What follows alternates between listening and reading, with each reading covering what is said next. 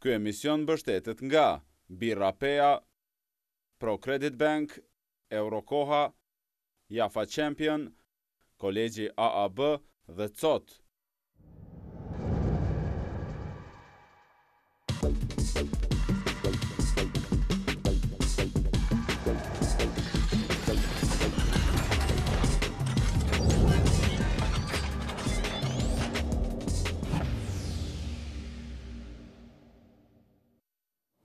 Tashme ka disa ditë që edhe koalicioni LDK-AKR-Alternativa ka publikuar programin e tyre qeverisës për zgjedhjet e ardhshme ose për qeverinë e ardhshme dhe sot do të flasin se cilat janë pikat kryesore të tyre dhe si ka shkuar fushata e këtij bloku politik deri më sot. Të ftuar për diskutuar në Rubikon sonte janë zoti Art Bergesi nga AKR, mirëserdhët, zoti Arbana Brashi nga LDK, mirësardhje, dhe zonja Mimoza Kusari Lila nga Alternativa, mirëserdhët. Zonja Lila, shkurtimisht për jush, pra u bët bashkë edhe ju, jo në orët e fundit, por në ditët e fundit, spaku në orët e fundit ishte me AKR-n. Pse? Ky bashkim më vonë. Shpallja e jashtëzakonshme e zgjedhjeve e solli deri te një domosdoshmëri e organizimit ose riorganizimit spektit politik në Kosovë dhe për ne me njëherë u bëhe dukshme ajo ndoshta 3-4 ditë para se të votohej mocioni mosbesimit qeverisë në parlament. Bisedat me Lidhjen Demokratike të Kosovës kanë filluar me njëherë të nesërmen mbasi është votu ky mocion në parlament. Ka qenë takimi i parë me kryeministrin Mustafa, edhe me Ftesa ministrin ishte nga Hoti. ju apo nga LDK? Them të drejtën, nuk e di, më duket se ka qenë nga LDK-a, po Iliri ka qenë domethënë në kuvend në parlamentin e Kosovës, kur tha që do të kemi një takim me Lidhjen Demokratike. E di që ka qenë një interesim i përbashkët, por që është saktu nga, në fakt nga Lidhja Demokratike, koha që ne do të kemi, do të thotë, interesim të takohemi, jemi taku dhe prej momentit parë kur kemi fillu bisedat, kemi fillu për çështjet e programit, gjithsesi objektivat programore, për ne që janë të rëndësishme dhe mbesin ende si esenciale për të pësuar një reformë mirëfillt ekonomike. Kishte kohë mjaftueshme për të folur për programin? Po kishte për arsye se tash u bë vetëm 2 vite e 5 muaj që ka qenë kjo qeverisje në pushtet dhe janë disa prej kërkesave domosdoshme që janë kërkuar nga qeveria që t'i ndërmerr disa hapa për reformë ekonomike. Ato edhe janë cek në atë takim. Ju e dini prej kohës edhe kur kam mbajt postin në ministri, edhe pastaj kur kam kalu në komunë, kur kemi diskutuar zonat e lira ekonomike, funksionalizimin e aeroportit Gjakovës, pakon fiskale e cila ka qenë e dakorduar edhe me, domethënë që qeveria Mustafa veç ka pas fillu, pakon fiskale 2.0, por e cila nuk hyri në implementim. Natyrisht detajet nuk i kom ditë nga jashtë, i kom kuptu pastaj që ka qenë Partia Demokratike që ka pengu kalimin e kësaj pako fiskale. Pastaj fondi për ndërmarrësi, pjesë e cilit është edhe fondi inovacioni, që do të nxjisë punësimin dhe do të ofrojë një asistencë të mirëfillt për sektorin e prodhimit. Gjithashtu fokusi në reformat e rendit dhe ligjit, fokusi në reformën e administratës publike, me një program të mirëfillt do të thotë sistematizimit vendeve të punës, por gjithashtu edhe të rritjes konkurrueshmërisë sektorit privat. Këto të, domethënë, si elemente kanë qenë pikat e diskutimit që në fillim kemi hap me zotin Mustafa dhe disa përfaqësues të kabinetit dhe ka ekzistuar një disponim shumë pozitiv që ato të jenë pjesë e programit. Pas asaj, në takimin e dytë është formuar grupi punues, i cili ka pas të na përfaqësojë neve dhe natyrisht Lidhjen Demokratike, që bashkarisht ti akomodojnë pikat dhe natyrisht bëhen pjesë e përpilimit programit. Do thotë ne kemi filluar që prej me siguri një javë para se të nënshkruhet marrëveshja, që të bashkëpunojmë në sinkronizim të pikave programore, pa e diskutuar fare numrin e listave, apo numrin e kandidatëve, apo pozicionet në qeverisjen e re. Nuk i keni diskutuar fare? Në fazat e para të bisedës jo. Nuk kanë qenë kushti që ne të prezantojmë kushtëzime në raport me postet individuale. Tash a i keni diskutuar? Po, natyrisht, pjesë e marrëveshjes për 10 kandidatë alternativës që t'jenë pjesë e listës, ne pak në është kompliku puna çështja edhe e KQZ-s dhe regjistrimit, apo mos regjistrimit subjektit në raport me procesin. Zyrtarisht, pra ne po ju shkruajmë alternativa, por zyrtarisht nuk është si koalicion. Është çështje e një dokumentit i cili ka arë si rrjedhojë situatave të krijuara dhe për shpejtimit procedurës, për shkak se për të hyrë në koalicion duhet të jesh parti politike, jo iniciativë qytetare, siç e kemi planifikuar ne të hyjmë në procesin e parë zgjedhor.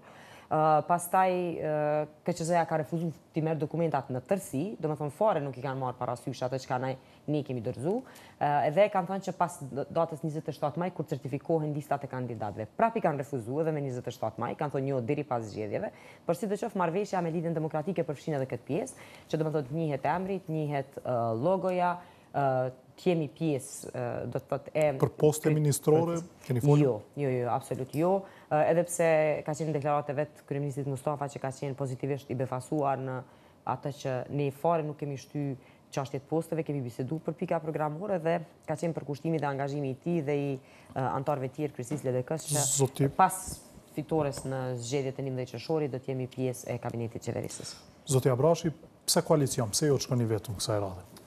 Po, kemi menduar që duhet të shkojmë në fitore, le të themi, plebiscitare, edhe elektorati, edhe kryesit e, le të themi, partive respektive kanë pas vullnet që të bashkohen me një program të qëndrueshëm i cili sjell diçka të re në Kosovë, këtë rast është zhvillimi ekonomik, edhe prandaj atë që ka thënë zonja Kusari, thuajse i tërë debati dhe tërë energjia deri në nënshkrimin e marrëveshjes edhe koalicionit ka qenë fokusuar në programin zgjedhor dhe nëse pajtohemi në një program zgjedhor se çka mund t'i ofrojmë qytetarit, prandaj në mënyrë që të largojmë, le të themi, të keqen kushtimisht, të vendosim zhvillimin ekonomik i cili pastaj reflekton edhe në mirëqenie më të mirë, edhe në shëndetësi më të mirë, edhe në arsim më të mirë, edhe në shumë sektor tjerë, është dashur të shkojmë me një blok të madh, njerëzve me bagazh të madh, qoftë në qeverisje të mirë, qoftë në sektorin privat, dhe të vazhdojmë përpara të shtyjmë proceset cilat janë më së të nevojshme në Kosovë. Diçka është fillu, diçka e mirë është fillu, pako fiskale ne ka pas edhe ka dhënë rezultatet e veta, ne kemi pas një rritje ekonomike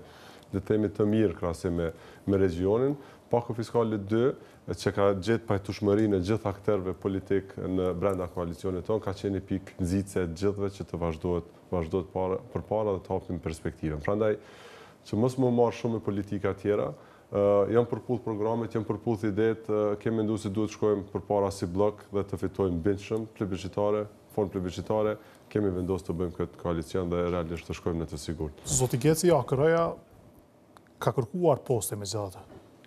Jo, nuk do të thoja.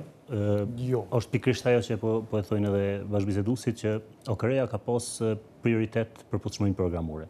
Konsideroj që është inkurajuese fakti që për asnjë moment nuk është diskutuar për pushtet, nuk është diskutuar për poste, ka qenë një përkushtim i fuqishëm i zotit Pacollit që në një formë të imponohen pika të rëndësishme të programit ekonomik të AKR-s brenda programit qeveritar që ne synojmë ta implementojmë pas fitimit të zgjedhjeve. Nuk ka kërkuar zoti Pacolli që pas skadimit të mandatit të presidentit ai të jetë kandidat i këtij bloku për president? Ajo do të ishte diçka që e pa imagjinueshme deri në atë situatë, sepse është një kohë shumë e gjatë dhe nuk e dim se çfarë do të ndodhë. Them që takimet kanë qenë ekskluzivisht takimet e ekspertëve për përputhshmërinë programore. Kemi arritur në përputhshmëri programore, natyrisht që nuancat dallojnë në implementimin e programit, por do të thoya që qëllimi është i njëjtë, qëllimi është për një zhvillim më të mirë ekonomik. E dim eksperiencën e zotit Pacolli në ekonomi dhe besoj që është një përputhshmëri jashtëzakonisht e mirë edhe në performancën që ka treguar qeveria Mustafa, sidomos në politikat fiskale dhe eksperjenca e zotit Pacolli për të zbatuar ato në praktikë. Besoj që këtu e kemi bën një punë jashtëzakonisht mirë, natyrisht një pikë. Pse më herët zoti Pacolli kishte thënë vije kuqe edhe për zotin Mustafa dhe ka thënë se edhe ai e ka tradhuar pra në marrëveshjen për presidentën Jajagat. Ekskluzivisht është thënë që nuk do të jemi në koalicion nëse zoti Mustafa i prin listës. Dhe zoti Mustafa nuk i prin listës dhe nuk është kandidat për kryeministër dhe besoj që kjo i ka hapur rrugë në koalicioni, pavarësisht që unë mendoj që rënja e qeverisë Mustafa është ekskluzivisht për shkak të një pune të mirë. Domethënë nëse dikush mendon që PDK-ja ka prish qeverinë për shkak se LDK ka punu keq, e ka gabim, unë besoj shumë që qeveria është prish në atë moment kur është nuhat që LDK po jep kontribut të dukshëm brenda qeverisë dhe eventualisht po zgjeron ose po i forcon pozicionet e veta brenda qeverisë dhe në terren sa i përket votave. Përndryshe e vlerësoj faktin që zoti Mustafa ka gjetur kurajo që të hap rrugë një kuadro jashtëzakonisht mirë, siç është zoti Hoti, kandidati ynë për kryeministër, i cili sa është negociuar kjo kandidatura zotit Hoti me ju? është negociu pavarësisht faktit që ne do ta respektojmë faktin që LDK është një parti më e madhe dhe i kemi besuar atyre që do ta bëjnë zgjidhjen e duhur. Zgjidhja ka qenë e tyre, por pajtueshmëria ka qenë e plotë sa i përket Aleancës Kosova e Re dhe të gjitha strukturave të veta. Zoti Joti ka treguar një performancë të jashtëzakonshme në ministrinë Cilën e ka udhëheq dhe modeli që ne duam ta implementojmë në qeverisjen e ardhshme është një model ku ata ministra që tregojnë performancë të mirë të avancohen. Unë konsideroj që edhe ministra të tjerë edhe kam pas eksperiencë të bashkëpunimit. Si i bie kjo avancimi i ministrave? I bie që nëse një ministër është kaq i mirë mund të bëhet kryeministër. Siç e kemi rast. Tasha duhet ndrohet zoti Hoti pastaj. Modeli i avancimit është një model jashtëzakonisht i duhur edhe për nivele të tjera. Nuk flas vetëm për ministra, po edhe nivel të administratës, nëse dikush tregon një performancë të mirë, një performancë të duhur në pozicionin cilin e udhëheq, duhet të avancojmë. Ne kemi pa deri tash në qeverisit e kalume që kriter për avancim nuk ka qenë dituria. Kriter për avancim shpeshherë dikush kur nuk ka ditë me bëni punë, kanë thonë hajde se nuk po din me punu si zyrtar i lartë, po të bëjmë drejtor, sepse ka më pak punë. Po në qeverisje Mustafa? Absolutisht, unë mund të them në qeverisit e kaluara. Nuk do të ndalem tash se nuk jam këtu për të arsyetuar qeverinë Mustafa, por unë mund të them që ne jemi pajtu për të ecë tash e tutje bashkë dhe kemi bashkëpunu për gjetë pikat të përbashkët e bashkëpunimit kryesisht në programin ekonomik dhe për të qeverisë me një qeveri të një modeli të ri. Keni dëgjuar, për shkak kohës natyrisht duhet të shkojmë më shpejt, keni dëgjuar edhe kritikat e oponentëve tuaj duke thënë se LDK-ja koalicioni është koalicioni ngadalshëm, gjithçka që bën shkon ngadal, si i përgjigjeni? Unë mendoj se është e kundërta e asaj çfarë thonë, nëse e mirret me tempo fizike, nëse mendojnë me tregu diçka.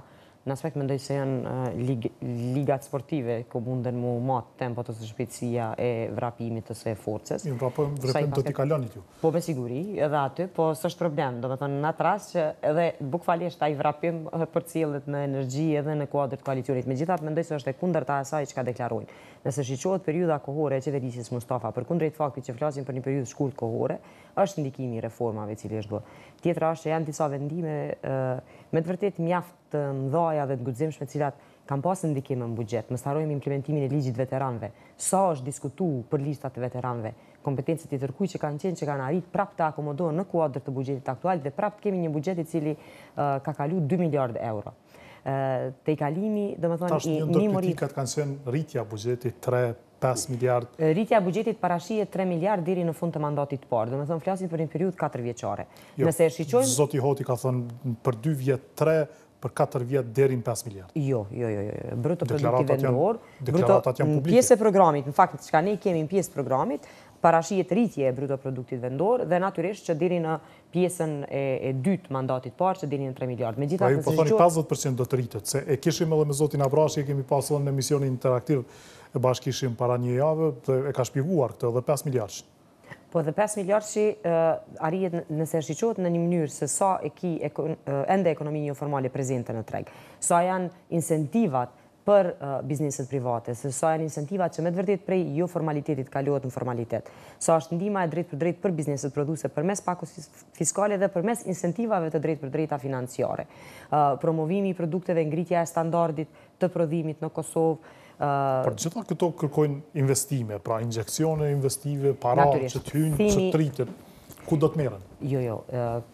Zgjerimi i bazës, mbledhjes tatimeve, gjithsesi kalimi i bizneseve prej jo formalitetit në formalitet, kërkon një përkushtim, kërkon një besueshmëri të bizneseve ndaj shtetit, me incentivat e vazhdueshme të cilat vetëm i kanë filluar dhe me të cilat do të vazhdojnë në pjesën e dytë. Në kuadër të lehtësirave fiskale, të cilat janë të parapam, një pako e tërë që parashihet stimulimi drejt për drejt për bizneset produse, për bizneset shërbyese, hotelierin dhe turizmin natyrisht. Pjesët cilave në mas të madhe dihet se kalon edhe në informalitet. Veç fakti i reimbursimit të vëshës me kuponët fiskal, gjithsesi mbledhja e kuponëve fiskal dhe kthimi i një pjesë të mjeteve ka treguar një sensibilizim të qytetarëve të Republikës Kosovës që të mbledhin. U ndryshua. Nuk e din sa i ndryshim, në fakt ka thënë që do të bëhet sistem të lotarisë, pastaj u ndryshu dhe tash u shpjegu se si. detajet e asaj se si nuk i kam në Po këtë që moment. si incentiv po zbret në nivel. Jo, s'ka lidhje, kjo ka të bëjë me konsumin e përgjithshëm. Unë po flas për kompanitë, po flas për aty ku në fakt pritet mbledhja e buxhetit. Për ato të cilat krijojnë që paguajnë tatimin fitim të korporatës që pritet ende që të jetë. Ndikojnë në mbledhjen e buxhetit. Por sa i përket zgjerimit të bazës, po flas për zgjerimin e bazës së futjes të këtyre bizneseve që ofrojnë shërbime për cilat nuk lëshojnë kupon fare. Do të thotë për cilat nuk ka, për shkak se nuk janë të regjistruar, se nuk janë të pajisura me arka fiskale dhe nuk ofrojnë shërbime të cilat shteti diku i regjistron. Keni skenim të gjendjes se sa është niveli atyre bizneseve që nuk lëshojnë fare, që nuk regjistrohen? Afërsisht është një llogari prej 20 deri në 30%, mund të jetë ende më shumë, por domethënë kjo është një shifër e përafërt, e cila domethënë është si target i cili përfshihet në mandatin e parë që mund të hyjë një rritje e bazës së mbledhjes së tatimeve për 20 deri në 30% në këtë periudhë kohore. Ajo që ka flasur se ka dhe biznese formale. Për shkak të mesaz do të shkojë duke rënë mbledhja e tatimeve nga doganat, pra kjo do të shënoj pra një anë ngritje në anën tjetër zbritje. Ajo shënon, domethënë, më tepër heqja e doganës nga pajisjet e importuara në veçanti. Por gjithashtu dhe pjesa pakos fiskale ngrit konkurrueshmërinë e bizneseve tona, që do të rrit volumin e prodhimit, që do të rrit mundësinë që ato të prodhojnë dhe të shesin më shumë, jo vetëm tregun e Kosovës, por që të jenë të konkurrueshme edhe në tregun rajonal. Ofron mundësinë jo vetëm të prodhimeve, por gjithashtu edhe të shërbimeve, për arsye se kemi pas probleme edhe në rimbursim, domethënë për shërbimet të cilat kalojnë kufit e Kosovës, edhe kjo nënkupton që gradualisht si ekonomia afrohesh konceptit të ekonomisë evropiane. Do të thotë që në Kosovë nuk është ideja që të rritet norma tatimore, në Kosovë është ideja që të rritet baza në cilën të mbledh tatimet dhe volumi i atyre prodhimeve për cilave pastaj kompanitë kanë profit më të madh. Domethënë nëse ka prodhim dhe shitje më të madhe, jo vetëm në Kosovë, por edhe për jashtë, atëherë ka një masë më të madhe që ata paguajnë tatim fitim të korporatës, tatim të hyra personale për punëtorët dhe normal që flasim për një ekonomi të shëndosh, një ekonomi e cila ndryshe ju bën ballë produkteve tjera që vijnë nga jashtë, domethënë konkurrueshmëria vetëm paraqitet si një hap më i avancuar për prodhimet kosovare. Zoti Abrashi, do të rritet prap pensionet, keni premtuar? Po, sipas analizave tona, diçka që është vazhduar si në qeverisje mirë, një praktike mirë me rritjen e pensioneve në 2 vitet e fundit, diçka që është dëshmuese mund të arrihet. Ne synojmë që të rrisin pensionet edhe për disa kategori tjera, përpos këtyre që janë rrit, përmes formave ndryshme edhe realisht të sjellim një mirëqenie më të mirë për pensionistët në Kosovë. Kush do të përfitojë nga rritja e pensionit? Realisht ne synojmë që gjitha kategoritë të rrisim në mënyrë proporcionale, gjitha kategoritë, tek pensionet bazike, me trendin e pastrimit listave cilën veç e kemi filluar dhe me krijimin e fondit pensional që është pjesë e programit tonë, ne synojmë që realisht vitin e parë që i bjen në janar të vitit të ardhshëm, ne të synojmë të rrisim pensionin bazik për diku rreth 40%. Njëkohësisht 40% për pensionin bazik. Kemi buxhetin e dimse. Shembulli do të na ilustroni si duket kjo praktik? Praktik rritja apo forma se ku do t'i marrim. Sa do të rritet pra? Po pensioni bazik, së pari ne dëshirojmë edhe të mendojmë se është një formë e asistencës së pleqërisë, prandaj duhet të përzijmë me pensione të tjera, por sidoqoftë ne synojmë që 75 euroshit të sjellet diku rreth 110 euro minimum. Ne mendojmë edhe pensionin kontributiv të ngrisim në tërë shkallët e tij, në të gjitha kategoritë, të synojmë që kemi një maksimum. 20%? Jo, më pak, synojmë që maksimumi në vitin e parë të jetë diku rreth 280 euro, edhe çka është shumë e rëndësishme për gjithë ata pensionistë ose ata që janë prag të pensionit, kemi menduar për ata, e dim se si të arrijnë kjo, ne do të ulim edhe pragun prej 15 vite përvoj pune që kërkohet deri në vitin 99, të rritim të ulim ata në diku rreth 10 vite dhe ndoshta mundësisht edhe tjera të zhvendosim në mënyrë proporcionale. Këto janë shtyllat kryesore të cilave ne synojmë të rrisim pension. Ku do t'i merrni parat për këtë? Nëse ulet pragu, shtohet numri i atyre që të pranojnë pensione dhe ju po thoni njëjtën kohë do të rriten. Po, do të rriten. Okej, në dy forma. Ne mendojmë që do të jetë një formule kombinuara. Shteti ende duhet vazhdoj të financojë pjesën më të madhe të këtij fondi që shkon për pensione dhe për skema tjera le të themi sociale. Pako fiskale 2, ligji për investime strategjike, reforma fiskale, agjencioni të hyrave, besoj që ka me sjellë buxhet më të madh për shtetin e Kosovës, prandaj kjo mbulot në një anë, por në mënyrë që të kemi një qëndrueshmëri më afatgjate, sepse për 20-30 vite edhe numri i pensionistëve do të rritë dhe do të jetë bare madhe për buxhetin e shtetit, ne mendojmë të krijojmë fondin pensional, një formule kombinuara ku realisht gjenerata pagun për gjenerat, njëkohësisht kërkojmë nga secili që të ketë edhe kurzim. Çka do të ndryshoj nga trusti i sotëm? Nga trusti është se një pjesë e trustit një pjesë e punëdhënësve ende do të kontribuojnë në trust, por një pjesë do të shkojnë në fondin pensional. Problemi më i madh që ne e kemi me Çfarë trustin. përqindje mendoni? Ideja fillestare është 3+2, ku 3+3 shkojnë në trust, 2+2 shkojnë në fondin pensional. Ideja themelore ka të bëjë mënyrë që të ruajmë secilin pensionist në moshën kur ai pensionohet. Me trendet cilat ne kemi analizuar tani për tani këto 2 vite dhe kemi përvojë të mira, ato tregojnë se secili prej nesh me një pagë mesatare, me një punë 30 vjeçare, kurse diku rreth 30.000 euro ose rreth 30.000 euro le themi, por në moshën kur ai bëhet 65 vjeçar dhe tenton të merr ato 30.000 euro, inflacioni edhe rritja e çmimeve që vazhdon, do të jetë ai 30.000 euro do të jetë ekuivalent me 10.000 euro. Prandaj humb në vlerës ose fuqi vlerëse se sa fuqi monetare. Ideja është me kriju një fond pensional ku gjenerata pagun për gjenerat dhe ai pensionist i cili del në një pas 30 vitesh në pension të merr kursimet e veta, por njëkohësisht shteti të garantoj atij një pension dinjitos. Një pension dinjitos si një formë një pensionit bazik detyrueshëm cili shteti duhet t'ia jap secilit pensionist. Kjo është ideja që e zgjidh problemin në formë afatgjate edhe është forma cila realisht aplikohet kudo në Evropë. Nëse bën vetëm edhe diçka me shtu si pjesë e programit. Nëse mundeni shkurtimisht se do të shkojmë në një blok reklamash në pjesën e dytë. Tek skema sociale që ndërlidhet për Shkurt, lutem. Çështja e lehonisë, kemi menduar me trajtu edhe me adresu çështjen e EOLIS në 2 funksione. Një për shkak të punësueshmërisë shumë të ulët të femrave, ne synojmë të japim pushim për 12 muaj me pagesë për gjitha lehonat në Kosovë. Kush do ta paguajë? Edhe nëse ato janë të papuna, të papunësuara nga buxheti i shtetit përmes këtij fondi të cilin do ta krijojmë. Edhe sa është kalkulimi, sa do duhet? Po ne kemi kalkuluar që kjo do të ketë një kost 20 deri në 50 milionë euro. Kjo është kosti i cilat varsisht do të jetë norma nataliteti. Norma. Me trende, se mund të trende rënjes.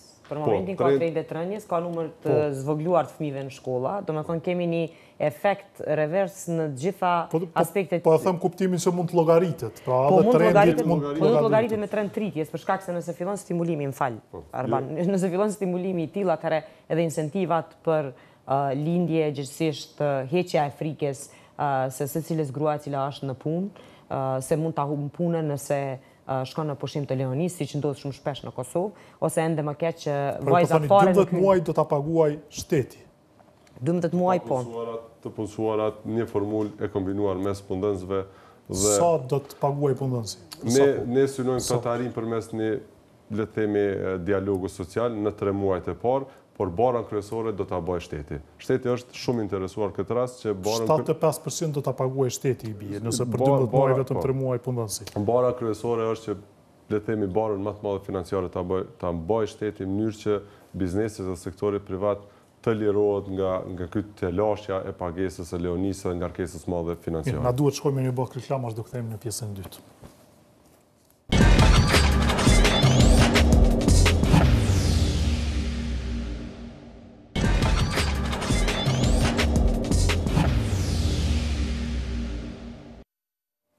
Jeni rikthyer me pjesën e dytë të debatit, prezantimit të programit dhe qasjes së koalicionit LDK-AKR-Alternativa. Zoti Gesi, mbetëm në pjesën e parë te ju, pra çështje tjera, folëm për pjesën e sigurisë. Një pikë ishim duke folë për programin, desha shtoj që në programin tonë parashihet që për çdo familje të jetë paktën një punësuar.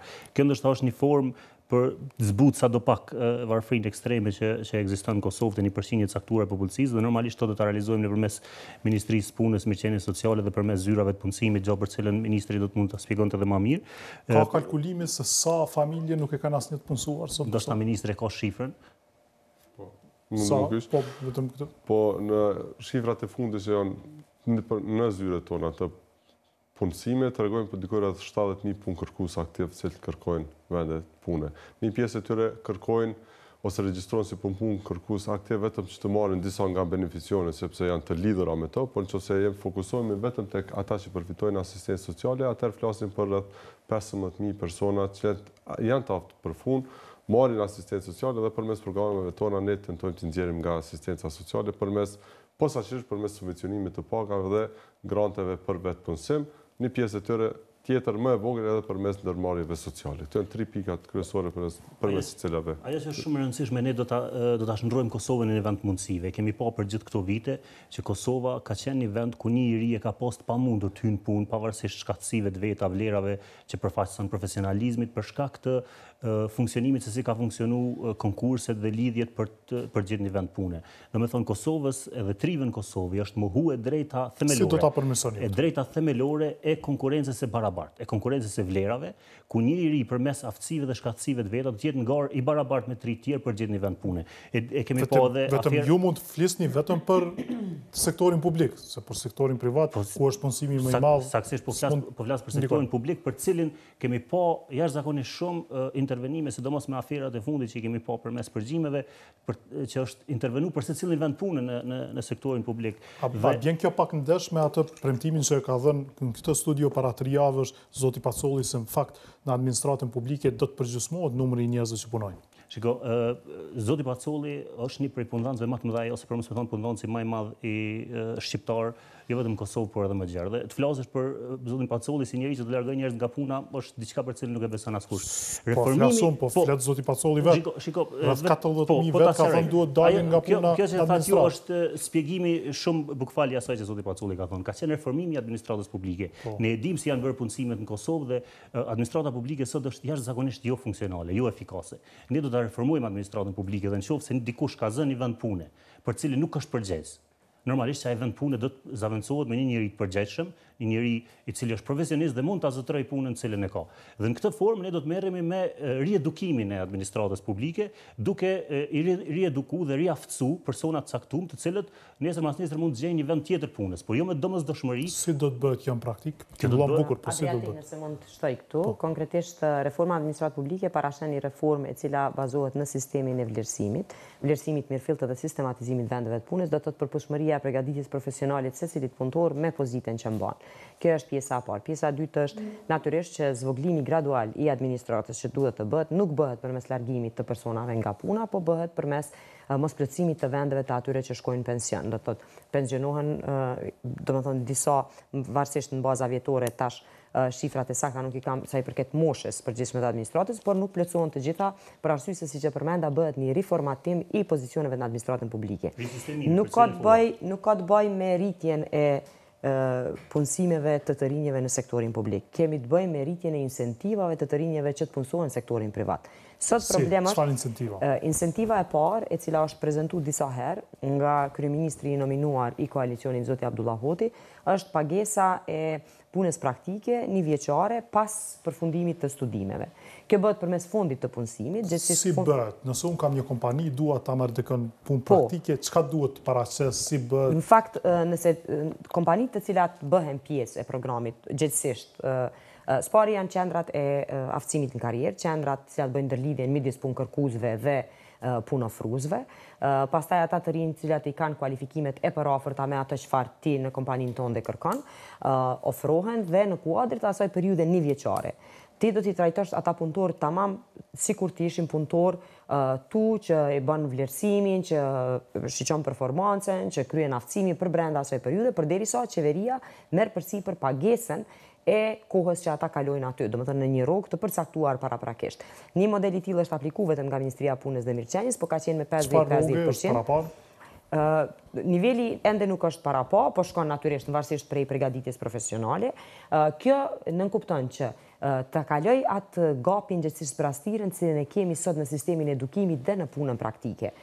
Sot, për shembull, në vizitë që ishim sot mëngjes me ministrin Hoti, kryeministrin e ardhshëm, në kompani kreative, gjithësisht në programim, problemi kryesor i asaj se çka ata kërkojnë kur vinë të rinjt me diplomë është se duhet edhe ende kohë kalohet që ata të aftësohen që të vinë deri te programer tamam. Edhe përkundrejt faktit që e kanë diplomen valide, e cila diplomë ish dashti ata të nxjerrë të aftë për punë. Po ashtu ka pas premtim nga zoti Hoti se do të rris pagat në sektorin privat. Si mund të bëhet? Jo, do të rris pagën minimale e cila është e përcaktuar me ligj. Për arsye se vetëm rritja e pagës minimale e përcaktuar me ligj gradualisht, që shkon paralel edhe me rritjen ekonomike të përgjithshme, do të rrit incentiva që të punohet në sektorin privat. Nuk mundet askush në sektorin privat. Vetëm një punëdhënës nëse nuk ka sarkullim ose fitim atë sa për t'ja arritur pagën, atëherë edhe ja rrezikon diku i vendin e punës. Sa ti punsoj 4 vjet, do ta zbuglojnë 3 se nuk ka në asnjë shtet risku komercial nuk mirret nga shteti. Domethënë askund, se secila kompani duhet të jetë kreative, duhet të marrë risqet e veta.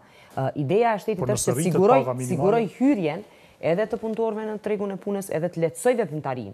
Po natyrisht se duhet prapë të jetë secila kompani duhet të ketë kontabilistin e vet të përfitimet e veta, të cilat i shiqon dhe duhet të jetë një kompani e shëndosh. Nëse rritet pragu i pagës minimale, në fakt bashkë me incentiva tjera të cilat rriten për kompanitë, natyrisht se secili punëdhënës do të jetë i lumtur që të ofrojë kushte më të mira për punëmarrësin, për arsye se edhe sa mendoni se duhet bërë pagën minimale? Paga minimale është parapar 200 euro. Dikur 200 euro. Po të ketë një, po, vazhdo. E para që ka duhet bëmë edhe që është vendim emergjent, le themi, diçka është diskriminues, ne kemi punu tani në këtë pjesën e punëve të mira, cilat na kanë mbetë në gjysmë, është edhe vlerësimi dhe trajtimi i pagës minimale. Ne kemi punu, le themi, 6-7 muaj me tërë sektorin privat, në që të gjejmë një zgjidhje cila është e pranueshme edhe për sektorin privat. Ato çka e thatë edhe jo, domethënë nuk mund të marrim një vendim i cili prek sektorin privat, është bare madhe për ta dhe mund ta dëmtojmë. Përkundër që kemi një dëshirë të mirë, le të themi, ose një qëllim të mirë që të ngrisim mirëqenien e punëtorëve në sektorin privat. Këta 6-7 muaj që kemi punuar intensivisht me asociacione të ndryshme të bizneseve, me përfaqësues të tyre, me sindikatat, ne kemi arritur me një ujdi dhe parafërsisht e dimë dhe tani është kjo pjesë e programit tonë që paga minimale duhet të jetë diku rreth 200 deri në 210 euro. Ekziston një ujdi tek të gjithë sektorët e përfaqësues të tyre. Emergjentja është që ky diskriminimi sipas moshës duhet të largohet menjëherë. Unë realisht kam pyetur edhe tani nëse ka mundësi ligjore që kjo të bëhet edhe sa jemi si ministra detyrë, sepse nuk... Cili diskriminimi? Diskriminimi është sepse një udhëzim administrativ i cili e rregullon çështjen e pagës minimale, i cili është nxirr 6-7 vite më herët, parashet që paga minimale për ata që janë nën 35 vjet është 130 euro, kurse për ata që janë mbi 35 vjet është 170 euro. Kjo është diskriminim, sepse paguhet për të njëjtën punë varësisht prej moshës o paga ndryshme. Ne mendojmë që paga duhet të jetë e njëtrajshme për gjitha moshat dhe pastaj të jetë diku rreth 200 euro. Besoj që vitin e parë kjo do të rregullohet, le të themi në muajt e parë, mos themi edhe muajt e parë.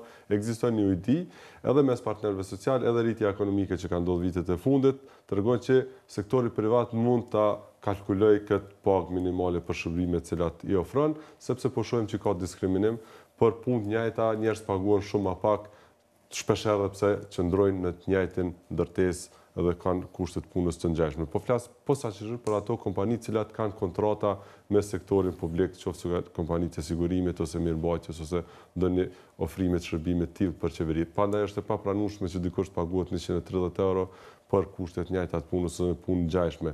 Edhe ajo që ka përmendur zonja Kusari, incentivat të cilat ne po tentojmë të japim për sektorin privat, një përmes pakos fiskale, dy përmes fondeve ndryshme, qoftë subvencionimit pagave, qoftë trajnimit në punë ose praktikës në punë, qoftë lehtësirave doganore ose pakos agjencione tyrave, realisht ku tani tyrat nuk të paguhen në pikë kufitare, por brenda tek passhitjes së modrave, përbën shumë lehtësira, në mënyrë që edhe sektori privat të ndihet më i lirë dhe të jep paga më të mira për dy çështje tjera që nuk janë kryer, mund të përfshiheni secili që doni, pra çështja e liberalizimit vizave dhe demarkacioni. Plus e treta, ushtria. Tek demarkacioni është një çështje e cila është ngrit, është çështje e nxehtë. Ne kemi trajtuar edhe në kampin tonë edhe është pjesë e programit. Ne duhet të ofrojmë liberalizimin e vizave sa më shpejt qytetarëve. Është një ofertë që ne kemi në tavolinë, duhet të reagojmë shpejt para se ndryshojnë edhe forcat politike në Evropë dhe mos dalin ndoshta edhe kushte tjera. Prandaj duhet të reagojmë shpejt, po në mënyrë që të reagojmë shpejt, ideja themelore është të krijojmë një konsenzus të përgjithshëm me tërë spektrin politik. Është e vërtetë që nuk është arrit në periudhën e mëhershme. Besoj që pas zgjedhjeve të 19 qershorit, kur edhe dalin fitues, do ndryshojnë raportet edhe do të kemi edhe një qasje, le të themi, më proaktive me gjithë aktorët që janë të përfshirë në këtë proces, partitë e tjera politike, po gjithashtu kemi edhe një situatë të re tani pasi që Mali Zi edhe zyrtarisht është antar i NATO-s, po flasim tani se kemi të bëjmë me një kufi të NATO-s. Prandaj konsensusi politik është thelbi i politikës sonë edhe qasjes karshi demarkacionet, synojmë ta përmbyllim në afat rekord. Mos tash kohë sa më shpejt. Nuk dua të flas për ditë, por tentojmë që kohë rekorde ta përfundojnë ato dhe ta sjellin liberalizimin në tavolinë për qytetarët tonë. Ndërsa Adriatik është e rëndësishme të ceket që po vrehet se edhe si kusht në fakt për diskutimin që ka qenë qeverisjen e kalume, çështja e demarkacionit u pa se ishte një prej arsyeve të hiperbolizuara në kuptimin e metodës ose mënyrës se për çka u përdor. U përdor për të rrëzu qeverinë Mustafa në mënyrë që të krijohet ai koalicioni tjetër, i cili synim nuk e kishte mos votimin e demarkacionit, po siç po shihet, synim ishte ndryshimi i forcave në pushtet. Vetëm për agent politike, thoni ju? Absolutisht, u vrejt, jo, nuk ka qenë sinqert, bisedimet kanë fillu shumë herët, po vrejt midis koalicioni tjetër, nuk ka pas, domethënë ka pas një agent sakt se si duhet shko deri në fund, u pa edhe me votimin. E tha ministri Abrashi që fakti që ne kufizohemi tash në një shtet antar të NATO-s, ndron komplet diskursin politik të diskutimit për demarkacionin, të njëjtën kohë për tregu seriozitet të shtetit të Kosovës në përgjithësi. Pa marrë parasysh rezultatit të zgjedhjeve të 11 qershorit, është diskutim dhe është temë e cila duhet përfshi konsenzusin e përgjithshëm politik. Në rastin konkret, unanimisht, domethënë gjithë kanë qenë një zëri, që demarkacioni nuk mund të mbetet pa marrë parasysh bilancit forcave që do të jetë pas 11 qershorit, demarkacioni nuk është temë vetëm për qeverinë. Demarkacioni është temë e gjithë spektrit politik, në veçanti spektrit parlamentar dhe konsenzusit të përgjithshëm politik. Duhet krijohet kulturë e diskutimit të temave të rëndësishme. Edhe ushtria, natyrisht që akrobacionet cilat u bën nga presidenti i Republikës me ligjin për ushtrinë, cilat tërësisht ishin për konsum politik, dërgimi i ligjit në parlament dhe tërheqja e ligjit në parlament midis dy akterëve që përkasin me origjinë nga njëjti subjekt politik, treguan se ata deshten edhe këto ta marrin si merit në vetën, gjithsesi ta privatizojnë siç kanë privatizuar shumë procese përkundrejt faktit që është e tërë popullit Kosovës. Bëhet në periudhën kur t'jen gjithë gati në kuptimin e diskutimit me partnerët veri Atlantik, në veçanti NATO-n, nuk mund të mendohet se ne po synojmë një proces të integrimit dhe po dojmë ushtrinë ta bëjmë vetëm.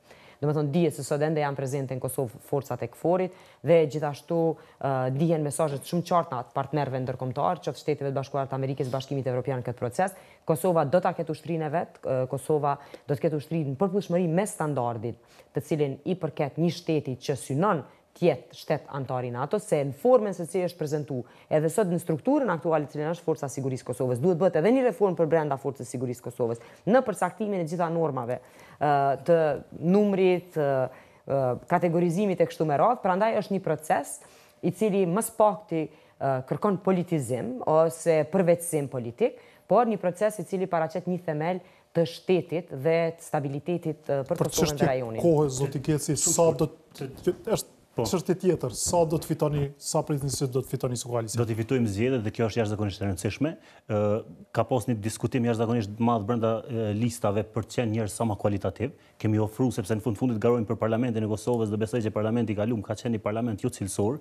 Lista që ne kemi ofruar ne qytetarit të Kosovës është një listë profesionistëve e njerëzve të cilët kanë edhe një profesion tjetër përtej politikës dhe mendoj që kjo është esenciale në politikë. Ne e shohim politikën si kontribut, jo politikën si mbjetesë. Dhe ky është dallimi edhe i barësit listës, edhe i zotit Paculli dhe personeleve të tjera që do të besni bashkë edhe nëse nuk delni të parët? Ne do të jemi besim bashkë, kemi harmonizuar besoj programin edhe do të vazhdojmë të jemi bashkë edhe pjesë e Parlamentit të Kosovës, por patjetër do të jemi bashkë edhe në qeverinë e ardhshme. Faleminderit shumë, kaq kishim kohë në dispozicion. Faleminderit.